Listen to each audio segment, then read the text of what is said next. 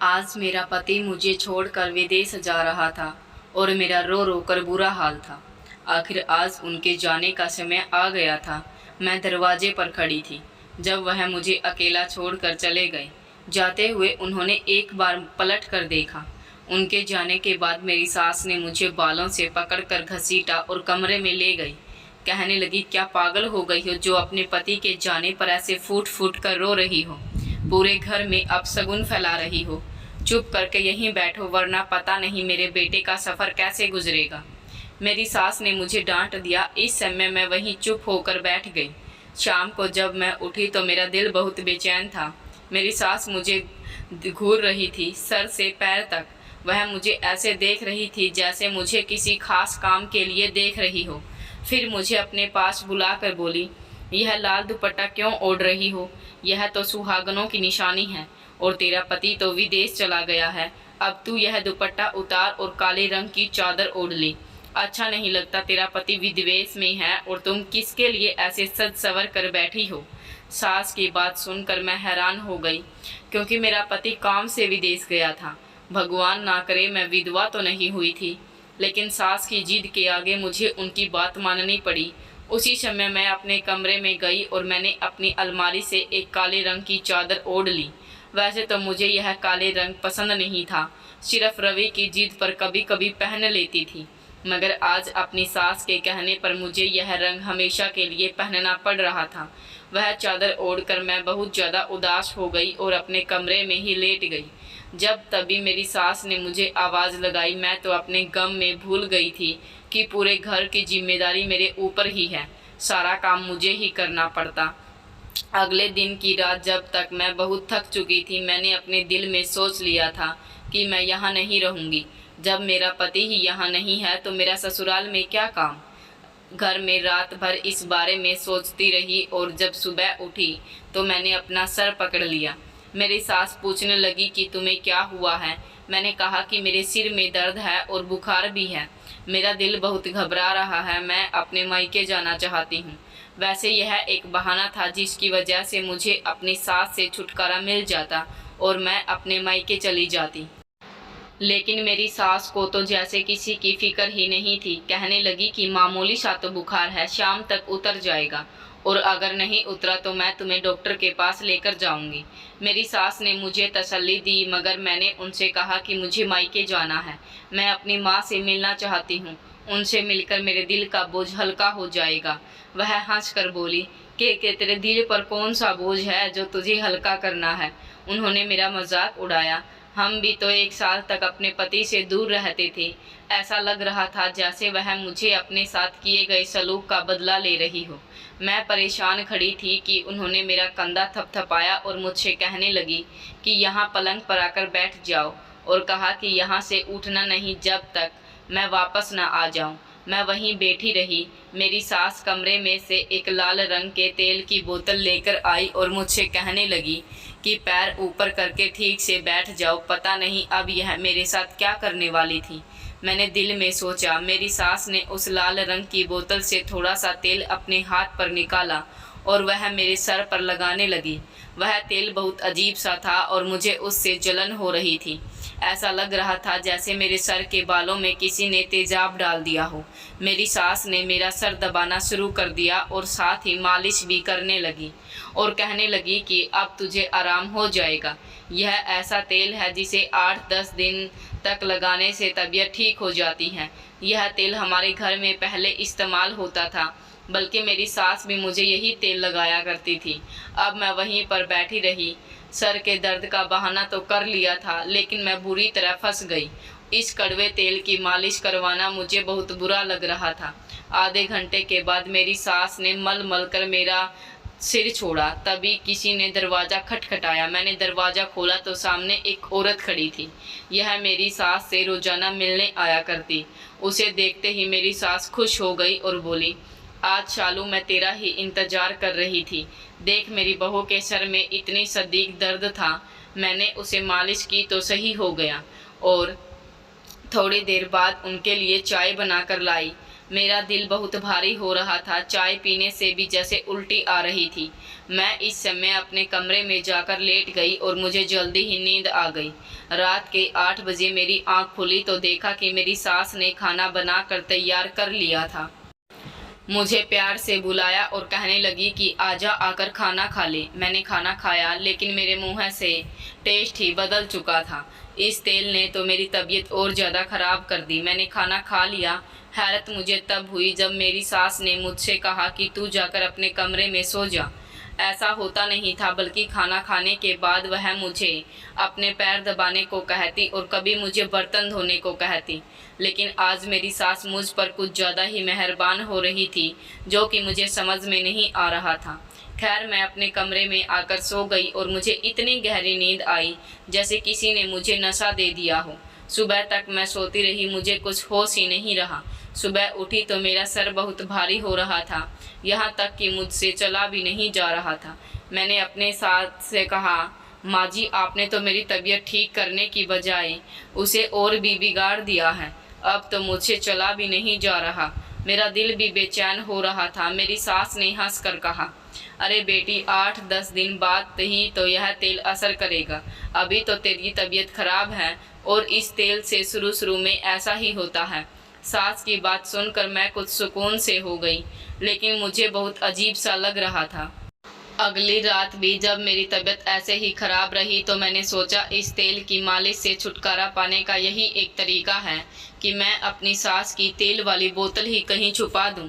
मैंने ऐसा ही किया। दोपहर को जब वह पड़ोस में गई तो मैं उनके कमरे में जाकर वह तेल की बोतल उठाई और अलमारी के पीछे छुपा दी। सोचा अगर मेरी सास ज़्यादा बिगड़ी तो उन्हें बता दूंगी, क्योंकि अब मुझे यह रोज़ रोज़ की तकलीफ़ बर्दाश्त नहीं हो पा रही थी। इसलिए मैं तेल छुपाना ही बेहतर समझा। जब घर से वापस आए तो उन्होंने वह तेल की बोतल ढूंढना शुरू कर दी। कहने लगी कि तेरे सर की मालिश करनी है, तेल की बोतल पता नहीं कहाँ चली गई। मैं भी उनके सामने ऐसे हो गई जैसे मुझे कुछ पता ही ना हो। उसके बाद माँ जी ने इतना शोर मचाया कि सारा घर सर पर उठा लिया। मुझे उनकी यह बात बहुत अजीब लगी। उन्होंने मेरे सिर के दर्द से इतनी क्या तकलीफ़ थी जो वह मेरे घर में रोज़ाना तेल लगाना चाहती है। लेकिन मेरी सास का बर्ताव तो मेरे साथ कुछ ज़्यादा ही अच्छा नहीं था। मैं सोच ही नहीं सकती थी कि वह मेरी इतनी फ़िक्र भी कर सकती हैं। पहले तो मैंने सोचा था कि अलमारी के पीछे से वह तेल की बोतल उन्हें लाकर दे दूं, लेकिन अब जब मैं इनको इस तेल के लिए इतना परेशान देखती हूँ तो मैंने अपना इरादा बदल लिया, क्योंकि मुझे उन पर शक हो रहा था और वह तेल लगाने के बाद मुझे सारी रात नींद आती रहती। सुबह उठती तो मेरी तबीयत खराब होती और ऐसे इलाज की मुझे कोई ज़रूरत नहीं थी, जिससे मेरी तबीयत ठीक होने की बजाय और ज़्यादा ख़राब हो रही हो। उस रात जब मैं अपने कमरे में सोने के लिए गई तो साथ में मेरे कमरे का दरवाज़ा बाहर से बंद कर दिया। मुझे ऐसा लगा कि उन्होंने बाहर से ताला लगा दिया हो। मुझे बहुत हालत हुई। आज मुझे नींद भी नहीं आ रही थी। थोड़ी देर ही हुई थी कि मुझे बाहर से कुछ लोगों की आवाज़ आने लगी। यह लोग छुप छुप कर हल्की हल्की कुछ बातें कर रहे थे। मैंने अपने कमरे का पंखा बंद कर दिया और उनकी आवाज़ों को दरवाजे के पास जाकर गौर से समझने लगी। कुछ घसीटने की आवाज़ भी आ रही थी, जबकि 2-4 आदमी एक साथ खड़े थे। मेरी सास उनसे पता नहीं क्या कह रही थी। पूरे घर में अंधेरा था, मेरे कमरे की लाइट भी बंद थी। मैंने देखा 2 आदमी हमारे घर से छुप कर निकल रहे थे। पहले मैंने सोचा कि मेरे सास का कोई रिश्तेदार होगा, लेकिन मेरे दिल में ख्याल आया अगर कोई रिश्तेदार होता तो वैसे चोरी छुपे क्यों मिलने आता। दिन की रोशनी में भी तो मिलने आ सकता था, रात में ही क्यों आया। अब तो मेरी सास पर मेरा शक और भी पक्का हो गया। सुबह जब मैं उठी तो बहुत फ्रेश फील कर रही थी। मेरी तबीयत थोड़ी सी भी खराब नहीं थी। जब मैं कमरे से बाहर आई तो मेरी सास ने मुझे देखा। कहने लगी कि रात को नींद ठीक से आई थी। मैंने उसे कहा कि जी, आ गई थी। वह कहने लगी, मैं जानती हूँ कि तेरी तबीयत आज भी खराब है। आज ही तुझे शालू की माँ के पास लेकर जाऊँगी। तुम तो जानती हो वह कितनी माहिर है। उसे बहुत औरतें दवाई लेने आती हैं, चाहे कोई भी बीमारी हो, हर मर्ज की दवा देती है। मेरी सास ने मुझे समझाया, लेकिन मैं जानती थी कि शालू आंटी की माँ एक पाखंडी औरत है और उसके पाखंड के अलावा और कुछ नहीं है, लेकिन मेरा उनके पास जाने का बिल्कुल भी इरादा नहीं था। मैंने अपनी सास से कहा कि माँ, मैं अब बिल्कुल ठीक हूँ, कोई ज़रूरत नहीं है वह कड़वा तेल लाने की। मैंने मुँह बनाते हुए कहा। वह कहने लगी, अरे तुझे क्या पता तेरी तबीयत ठीक है या नहीं, आज ही मैं तुझे लेकर जाऊँगी, तो फिक्र मत कर, शाम को तैयार रहना। अपनी सास की बात सुनकर मैं अपना सर पकड़ कर बैठ गई और कहने लगी, माँ मुझे कोई इलाज नहीं करवाना, मैं बिल्कुल ठीक हूँ, आप मेरा पीछा छोड़ दें। मुझे उन पर गुस्सा आ गया तो वह मुझसे कहने लगी, मेरे सामने ज़्यादा जुबान चलाने की ज़रूरत नहीं है, वरना मैं तेरी शिकायत तेरे पति से भी कर दूँगी। तू मेरी कोई बात नहीं मानती, बस मेरी यही एक कमज़ोरी थी जिसका फ़ायदा मेरी सास उठा रही थी। अब शाम को मैं तैयार हो गई और मेरी सास भी मुझे ले जाने के लिए पूरी तैयार थी। हम सालू की माँ के पास पहुँच गए। नीलू आंटी बहुत ज़्यादा मशहूर थी, लेकिन सच तो यह है कि मुझे उनकी दवाओं पर बिल्कुल भी यकीन नहीं था। वह बहुत अजीब अजीब हरकतें करती। सास ने उनको मेरी तबीयत के बारे में बताया और कहने लगी, तुम मुझे वही तेल दो जो तुमने पिछली बार दिया था।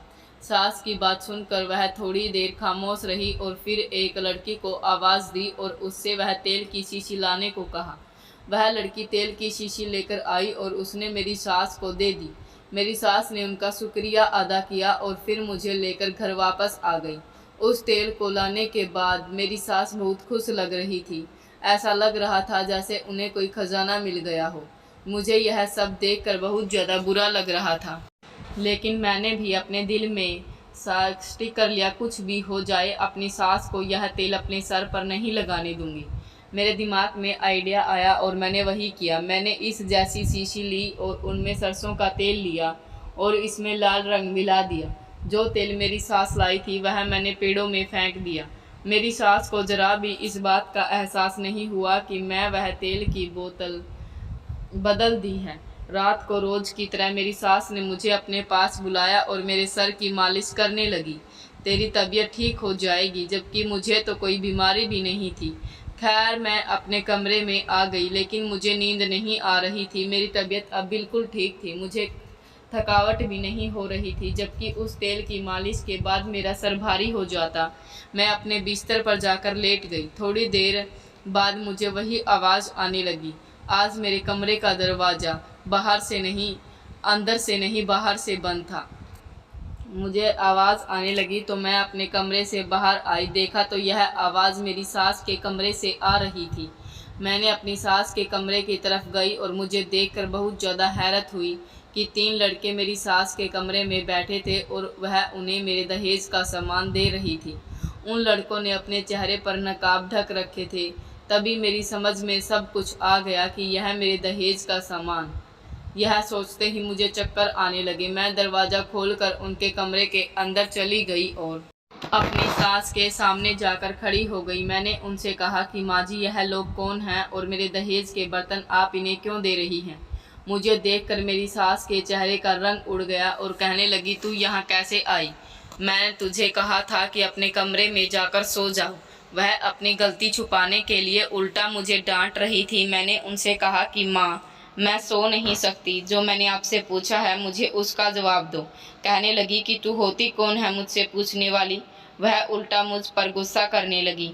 मैं जो चाहूँ करूँ, यह मेरा घर है, तुम मुझे नहीं बता सकती मुझे क्या करना है क्या नहीं। वह मुझ पर चिल्लाने लगी। यह देखकर वह लड़के जल्दी से घर से भाग गए, लेकिन मेरे दिमाग में यह बात बैठ चुकी थी कि भला कैसे अपनी सास को छोड़ सकती थी। बहस करते करते उन्होंने हार मान ली। कहने लगी कि मैं तेरे दहेज का सामान अपनी बेटी के घर पहुंचा रही थी। उसके घर मेहमान आ रहे थे, थोड़ी ही देर की बात है, वापस आ जाएगा, लेकिन तू तो अपने दहेज को हाथ भी लगाने नहीं देती, इसलिए मैं तेरे सोने के बाद यह काम कर रही थी। सास की बात सुनकर मुझे बहुत गुस्सा आया, जबकि ऐसी कोई बात नहीं थी, क्योंकि मैं कभी भी उनका कोई सामान लेने से मना नहीं करती। फिर पता नहीं उन्होंने यह बात मुझसे क्यों की। जब मेरी और उनकी लड़ाई बढ़ गई तो वह मुझे धमकी देने लगी कि मैं तुझसे बदला लेकर रहूँगी। तुमने मेरे बेटे का घर बर्बाद कर दिया। मैं अभी उसे फ़ोन करके कहती हूँ और उसे बताती हूँ कि रात को तो तुमसे अच्छे लड़के मिलने आते हैं। मैं उनकी बात समझ गई थी कि वह मुझे धमकी क्यों दे रही हैं और मुझसे क्या चाहती हैं। वह जानती थी कि उनकी इस बात के आगे मजबूर हो जाऊं, लेकिन कब तक वह मुझे इस बात को लेकर ब्लैकमेल करती रहेगी। आखिर कब तक वह मुझे मेरे पति के नाम की धमकी देकर मुझसे अपनी हर बात मनवाती रहेगी। यह सोचकर दिल में रसासी आ गई, लेकिन अब ऐसा नहीं होने दे सकती थी। उसी दिन मैं भी उनके सामने खड़ी रही। मैं उनसे कहा कि आप कौन फ़ोन करें, जिसको आपको दिल करे आप उसे फ़ोन करें। मैं अपने दहेज की कोई भी चीज़ यहाँ से लेकर जाने नहीं दूंगी। मेरी बात सुनकर मेरी सास को गुस्सा आ गया और उन्होंने मुझे धोखा दिया। मैं जाकर दरवाजे के आगे गिर गई और मेरे सर पर चोट लग गई। वह गुस्से में लाल पीली होकर बाहर चली गई और अपना सर पकड़कर वहीं बैठ गई। अब न जाने क्या होने वाला था। उनका गुस्सा कोई तूफान लाने वाला था। फिर उन्होंने ऐसा ही किया। विदेश में मेरे पति को फ़ोन किया। मैं भी उनके पास ही खड़ी थी। वह मेरे बारे में ऐसी ऐसी गलत बातें कर रही थी, मैं सोच भी नहीं सकती थी। उनकी बातों में इतना जहर भरा था कि मेरे पति भी मजबूर हो गए। अपनी पत्नी से बात करना चाहते थे और अपनी बात उनके सामने रखना चाहती थी, मगर मेरी सास ने मुझे फ़ोन को हाथ तक लगाने नहीं दिया। मेरा दिल चाह रहा था कि मैं अपनी सास को जान से मार दूं, लेकिन मैं उससे कुछ नहीं कर सकी। मेरे पति ने भी मुझसे कह दिया कि तुम्हें मेरी माँ के मामले में बोलने की क्या ज़रूरत है, तुम अपने काम से काम क्यों नहीं रखती।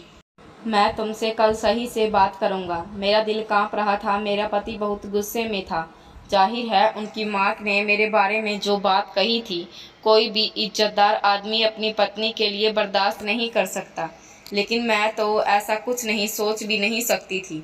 अगले दिन उन्होंने मुझसे फ़ोन पर बात की। मैं सोच रही थी कि वह मुझसे पूछेंगे कि आखिर क्या बात है। उन्होंने रात भर सोचने के बाद यही फैसला सुनाया कि उनके विदेश जाने के बाद मैं बिगड़ गई और उनके पीठ पीछे गुल खिला रही हूँ। उनकी इस बात ने मेरा दिल ही तोड़ दिया। मैं फूट फूट कर रोने लगी। मैं सोच भी नहीं सकती थी कि मेरे पति मेरे साथ ऐसा सलूक करेंगे। वह सिर्फ अपनी माँ की बातें सुनेंगे और मुझसे कुछ नहीं पूछेंगे। उन्होंने एक बार भी मुझे अपनी सफाई देने का मौका नहीं दिया और मुझे डिवोर्स दे दी। मैं रोती पीटती अपने मायके आ गई। इन सब में मेरा कोई कसूर नहीं था, लेकिन मेरे माँ बाप मुझे देखकर बहुत परेशान हुए। लेकिन मैंने अपनी परेशानी की परवाह नहीं की, बल्कि अपने माता पिता का साथ दिया। उन्होंने इस बार भी जहाँ मेरा रिश्ता तय किया, मैंने खामोशी से वहीं शादी कर ली। अपने माँ बाप का फैसला मानने का मुझे यह सिला मिला कि मेरी शादी एक बहुत ही अच्छे इंसान से हो गई, जिसे काम करने के लिए विदेश में नहीं जाना पड़ा। मैं अपने पति के साथ बहुत ज़्यादा खुश थी। वह भी मुझसे बहुत मोहब्बत करते थे और मेरी इज्जत करते।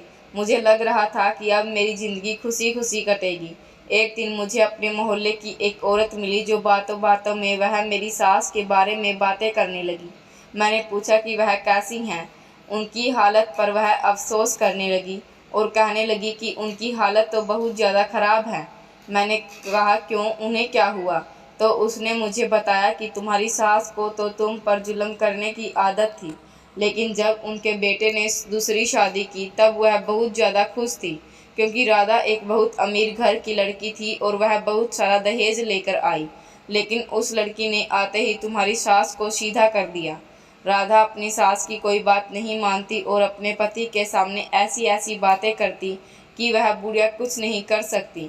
जाहिर है वह लड़की बहुत ज़्यादा खूबसूरत और अमीर थी, इसलिए उसका रोग तुम्हारी सास पर बहुत ज़्यादा था। तुम्हारे साथ तो तुम्हारे ऊपर जुल्म करने की आदत थी। उसे अपनी दूसरी बहू के साथ भी वही करने की कोशिश की, लेकिन उसने एक रात अंधेरे में उनका रंगीन हाथ पकड़ लिया। क्योंकि तुम्हारी सास को चोरी करने की आदत थी, पता नहीं उसे यह आदत कहाँ से लग गई। हालांकि भगवान का दिया हुआ घर में सब कुछ था, लेकिन शायद उसको चोरी करने का शौक लग चुका था। अपनी बेटियों को अपनी बहू की चीज़ देना उसे अच्छा लगता था। अपने बड़े बेटे की बीवी के साथ भी उसने यही हाल किया था। अब तो उसकी इतनी बुरी हालत है कि उसकी बहू राधा का दिल करे तो उसे खाना दे देती है, वरना उसे खाना भी नहीं देती। वैसे उसकी यही सज़ा मिलनी चाहिए थी। उसने तुम्हारे साथ बहुत बुरा किया। उसने अपनी पहली बहू के साथ भी ऐसा ही किया था। मैं अपनी सास के बारे में जानकर खुश तो नहीं हुई, क्योंकि किसी को तकलीफ़ में देखकर खुश होना अच्छी बात नहीं है। सच तो यह है कि इंसान को अपने किए की सज़ा इस दुनिया में मिलकर रहती है। भगवान सबको उसके किए की सज़ा ज़रूर देता है। तो दोस्तों, उम्मीद करती हूँ आपको हमारी कहानी पसंद आई होगी। पसंद आई है तो वीडियो को लाइक करें और चैनल को सब्सक्राइब करें।